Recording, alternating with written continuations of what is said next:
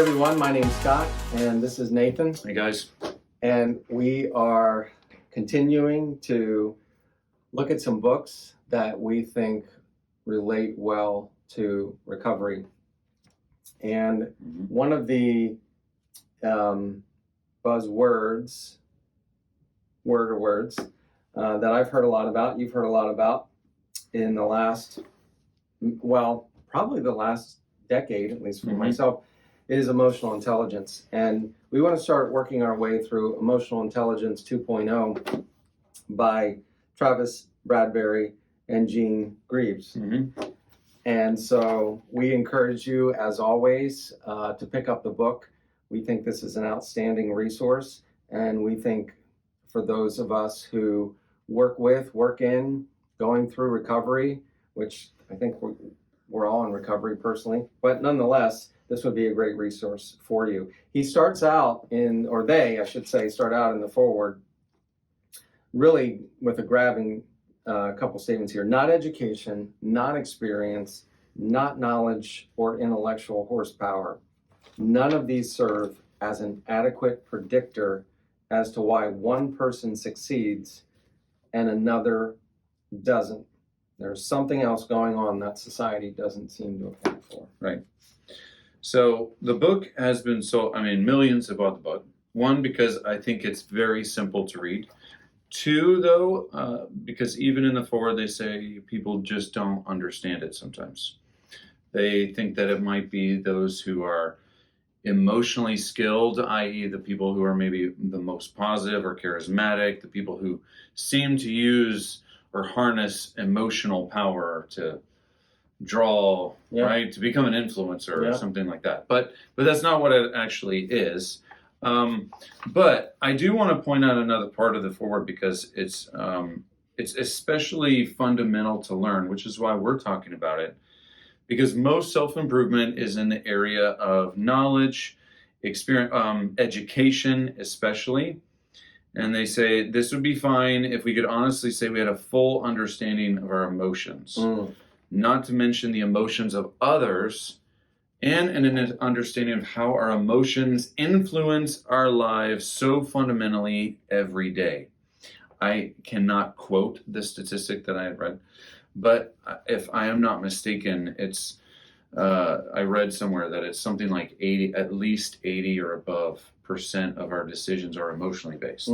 Like we don't like to think of it that way, but for the vast majority of time, we are simply making a decision that is founded on a specific emotion. It's like we're faced with a decision, which we're faced with hundreds of decisions most days.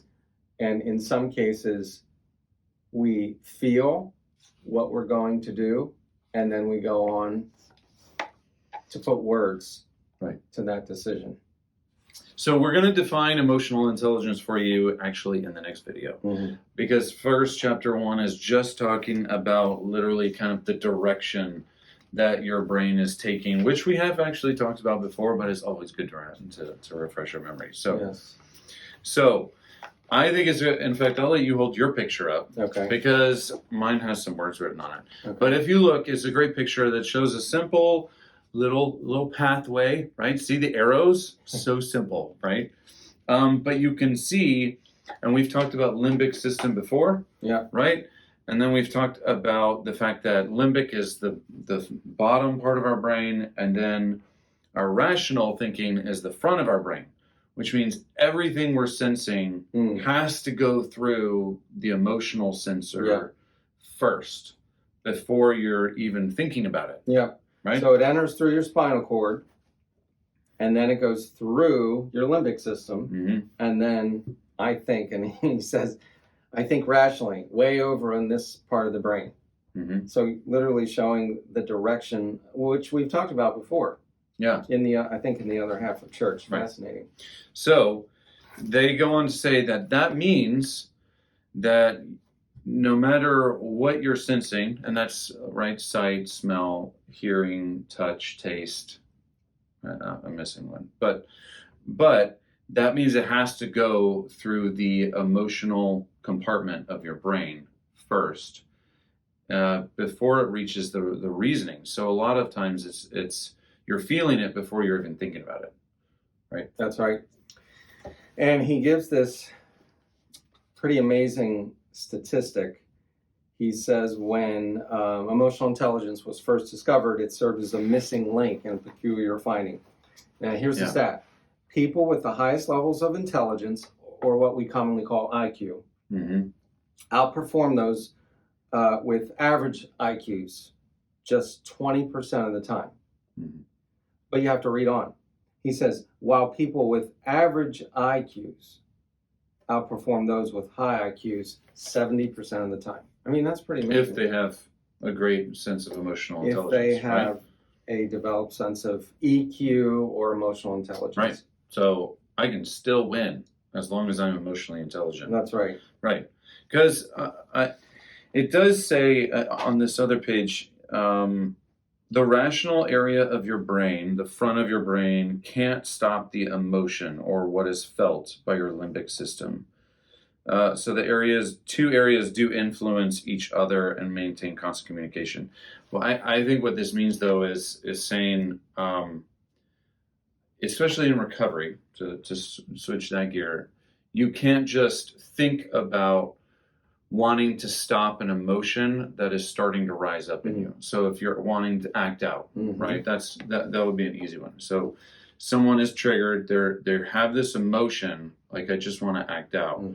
You can't just keep thinking about it to stop the emotion, because that would be going backwards, right? Yep.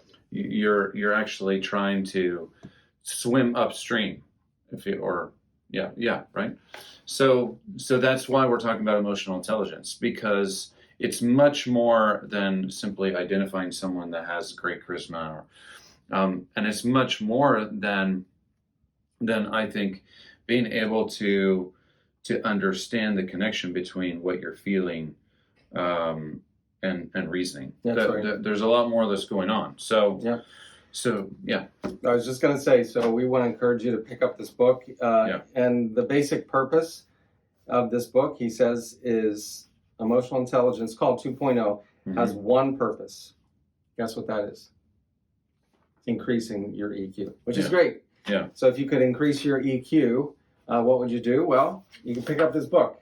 That's right. Because it does have over 60 strategies, it says, in just the little book. Just a little book. So anyway, we look forward to diving through this one with you guys, because I do think that it makes a profound difference for those in, whether it's a hurt habit or hang up, in the recovery sphere, to be able to become more aware and what that has to do with our recovery in these next chapters. That's right. So. All right. So we'll see you next time.